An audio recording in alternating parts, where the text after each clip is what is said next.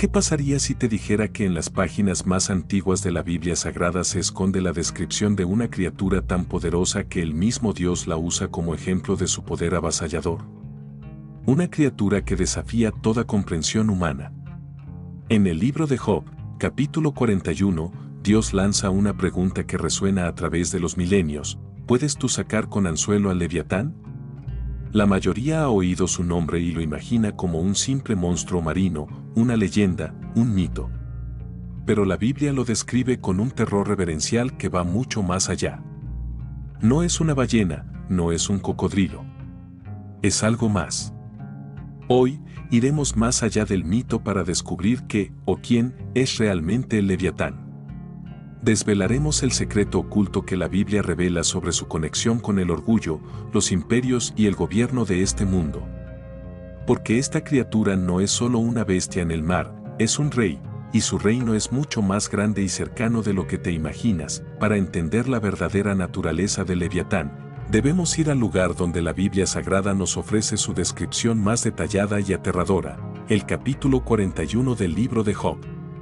Aquí, Dios mismo toma la palabra y describe a esta criatura no como un animal común, sino como una obra maestra de poder indomable. La descripción es tan impactante que desafía cualquier comparación con criaturas conocidas. Sus escamas, nos dice el texto, son como hileras de escudos, tan unidos entre sí, que el aire no pasa entre ellos. Son impenetrables, una armadura perfecta que ninguna espada humana puede atravesar, pero la descripción se vuelve aún más sobrenatural. De su boca, dice Job, salen llamaradas, centellas de fuego saltan de ella. De sus narices sale humo, como de una olla o caldero que hierve. Esto no es la descripción de un animal terrenal. Fuego, humo, un aliento que enciende carbones. Estamos ante una criatura que parece salida de las profundidades de un volcán, un ser que encarna la furia y el poder destructivo. Su corazón, añade el texto, es duro como una piedra y fuerte como la muela de abajo, incapaz de sentir miedo o compasión. Y entonces, llegamos a la declaración más reveladora y escalofriante de todas: menosprecia toda cosa alta, es rey sobre todos los soberbios. Esta frase es la clave. El Leviatán no es solo una bestia, es un monarca, y su dominio no es el océano, sino el corazón de los orgullosos. La figura del Leviatán no se limita al libro de Job. Para descubrir su verdadera identidad espiritual, debemos conectar los puntos que la propia Biblia Sagrada nos deja. En Isaías, capítulo 27, versículo 1, encontramos una profecía que une directamente al Leviatán con el enemigo primordial de Dios. El profeta declara: en aquel día, Jehová castigará con su espada dura, grande y fuerte, al Leviatán, serpiente veloz, y al Leviatán, serpiente tortuosa, y matará al dragón que está en el mar. Las palabras usadas aquí son deliberadas y cargadas de significado. Serpiente veloz, serpiente tortuosa, dragón. ¿Te suenan familiares? La Biblia está usando la misma simbología de la serpiente que encontramos en el jardín del Edén para describir a esta criatura. No es una coincidencia. Es una conexión directa. El Leviatán es una manifestación de ese mismo poder antiguo, rebelde y engañador.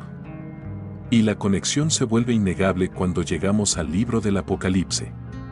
En el capítulo 12, se nos dice que el gran dragón, el enemigo de Dios, es la serpiente antigua, que se llama Diablo y Satanás. El Leviatán, la serpiente tortuosa y el antiguo dragón son, en esencia, diferentes nombres o facetas de la misma entidad espiritual que se opone a Dios desde el principio de los tiempos. No estamos hablando de un simple monstruo marino, sino del adversario en su forma más poderosa y caótica. Ahora llegamos al corazón del secreto oculto del Leviatán, la frase que desvela su verdadera función en el orden espiritual. Al final de la descripción en Job 41, Dios declara: es rey sobre todos los hijos del orgullo. Esta no es una descripción física, es una declaración de su autoridad espiritual. El Leviatán no es simplemente un monstruo que habita en el mar, es una entidad, un poder espiritual que gobierna sobre todos aquellos que viven en orgullo, soberbia y rebelión contra Dios. Él es el poder detrás de la arrogancia humana, piénsalo. ¿Cuál es la raíz de todo pecado? El orgullo. El deseo de ser como Dios, la negativa a someterse, la exaltación del yo. Ese es el reino del Leviatán. Su influencia no se ve en las olas del mar, sino en los corazones de los hombres y mujeres que se niegan a doblar la rodilla ante su Creador.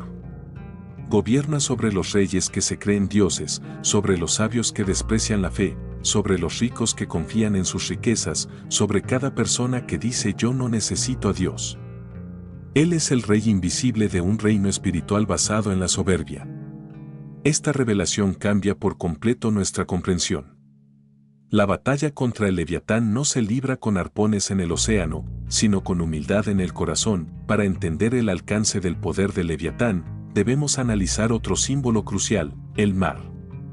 En la profecía bíblica, el mar a menudo simboliza mucho más que una masa de agua. Representa a las naciones, a los pueblos en su estado caótico y agitado, a la humanidad sin Dios. En Daniel, capítulo 7, las 4 bestias que representan a los grandes imperios mundiales emergen del gran mar. En Apocalipsis, capítulo 17, se nos dice que las aguas donde se sienta la gran ramera son pueblos, muchedumbres, naciones y lenguas. Por lo tanto, cuando Isaías describe al Leviatán como el dragón que está en el mar, no solo se refiere a un monstruo acuático. Está revelando que el Leviatán representa el espíritu que gobierna los sistemas mundiales y los imperios terrenales que se oponen a Dios. Es el poder invisible detrás de los reinos de este mundo, caracterizados por su orgullo, su poderío militar, su brutalidad y su deseo de conquista. Babilonia, Persia, Grecia, Roma y todos los imperios que han existido, en su arrogancia y desafío a Dios, han sido manifestaciones del espíritu del Leviatán.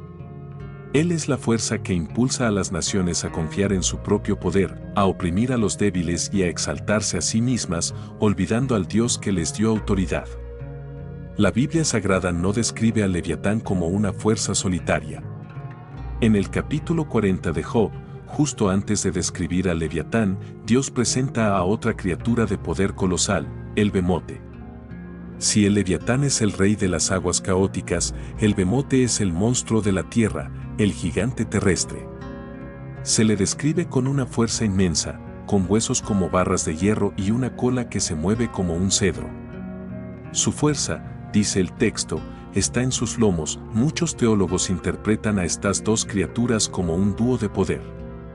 Mientras el Leviatán representa el poder caótico, global, político y espiritual que opera entre las naciones, el mar, el Bemote representa la fuerza bruta, el poderío militar establecido en la tierra, la estructura de poder tangible.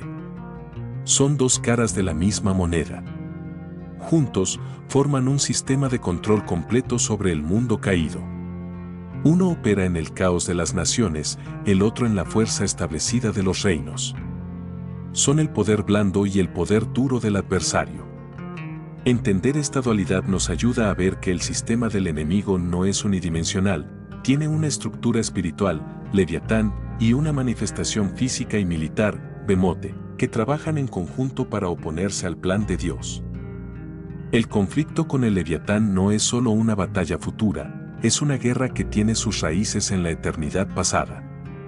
El Salmo 74, versículo 14, nos da una visión retrospectiva de una victoria divina primordial. El salmista, clamando a Dios, recuerda sus obras pasadas y declara: tú quebrantaste las cabezas del Leviatán y lo diste por comida a los moradores del desierto. Fíjate en el detalle, cabezas, en plural.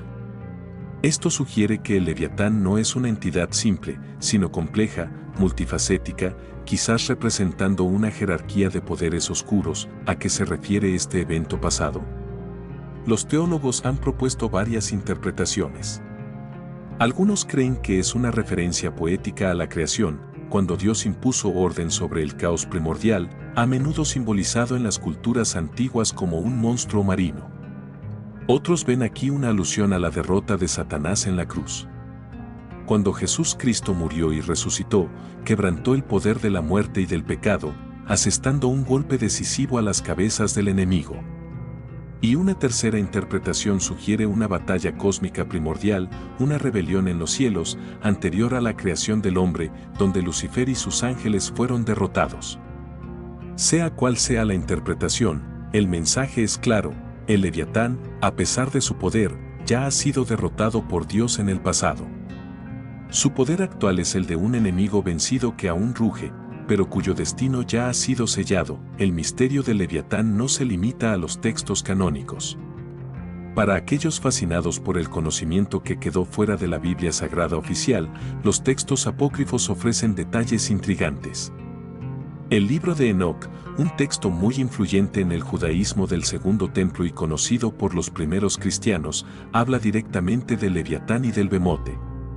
Según Enoc, estas dos criaturas fueron creadas en el quinto día y luego separadas. Bemote recibió su dominio sobre la tierra, mientras que Leviatán fue confinado a las profundidades del mar, pero lo más revelador es lo que Enoc dice sobre su destino final. El libro profetiza que, en el fin de los tiempos, después del juicio, tanto el Leviatán como el Bemote serán destruidos y su carne será dada como comida para los justos. Esta imagen, aunque simbólica, refuerza la idea de su derrota total y absoluta. Lo que una vez fue fuente de terror se convertirá en un banquete de victoria para el pueblo de Dios.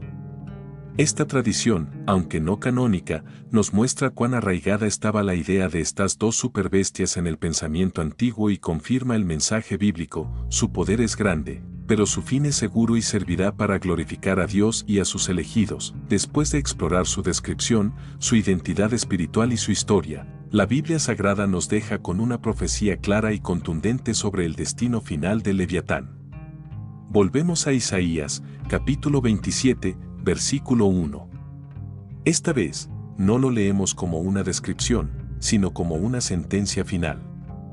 En aquel día, Jehová castigará con su espada dura, grande y fuerte, al Leviatán, serpiente veloz, y al Leviatán, serpiente tortuosa, y matará al dragón que está en el mar. Esta es la promesa del juicio final. A pesar de su poder aparentemente indomable, a pesar de ser rey sobre todos los hijos del orgullo, el Leviatán no es rival para la espada del Señor. La profecía es específica: Dios mismo lo castigará y lo matará. Su fin no será a manos de hombres ni de ángeles, sino por una intervención divina directa. Esta profecía se conecta perfectamente con la derrota final del dragón descrita en el libro del Apocalipsis. El ciclo que comenzó con la serpiente en el jardín y continuó con el Leviatán en los mares de las naciones, terminará con el dragón siendo arrojado al lago de fuego. La historia de la rebelión llega a su fin y la justicia de Dios prevalece. Hemos viajado a través de las páginas de la Escritura, desde Job hasta el Apocalipsis, para desvelar el misterio del Leviatán. Y el secreto revelado es este: el Leviatán es mucho más que un monstruo. Es el espíritu del orgullo encarnado, la fuerza espiritual que gobierna los sistemas de este mundo y que se opone a Dios en cada nivel. Es el rey de todos aquellos que confían en su propia fuerza, sabiduría y poder. Su reino es el de la soberbia, y aquí reside la clave final, la respuesta a la pregunta de Dios en Job: ¿cómo se vence a esta criatura indomable? Si su poder reside en el orgullo, entonces la manera de derrotar su influencia en nuestras vidas no es con nuestra propia fuerza, sino con el arma espiritual que él más desprecia: la humildad. La victoria sobre el rey del orgullo comienza cuando, en lugar de exaltarnos, doblamos nuestras rodillas ante Dios. Cuando reconocemos nuestra dependencia de Él, cuando confesamos nuestra debilidad y confiamos en su fuerza, el poder del Leviatán sobre nosotros se rompe. Porque Él no tiene autoridad sobre un corazón humilde y contrito. La batalla es real, pero la victoria está asegurada para aquellos que eligen no ser hijos del orgullo, sino hijos de Dios.